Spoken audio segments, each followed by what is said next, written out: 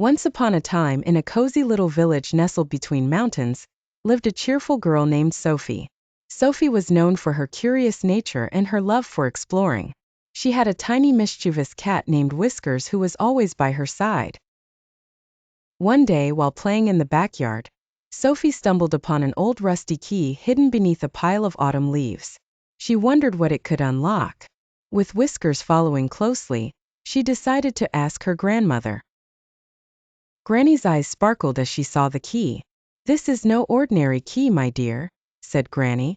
"It unlocks a special place, the Midnight Garden. But remember, you can only enter the garden at midnight, under the full moon." Intrigued and excited, Sophie knew she had to see this magical place. That night, with the full moon shining brightly in the sky, Sophie and Whiskers snuck out of the house.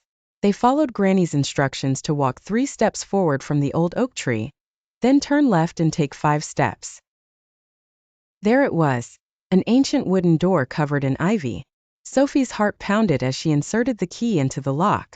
With a gentle turn, the door creaked open. What lay beyond was breathtaking. The Midnight Garden was filled with flowers that glowed like stars, streams that shimmered like silver, and trees that whispered secrets to the wind. Subscribe our channel now to join our community to be the first to see new stories. A gentle breeze carried the sweet scent of blooms, and the air was filled with the soft hum of nature. As Sophie wandered deeper into the garden, a magnificent white owl perched on a branch greeted her. "Welcome, Sophie," the owl hooted kindly. "I am Orion, the guardian of the Midnight Garden. You have a pure heart, and only those with pure hearts can enter here." Sophie beamed with joy.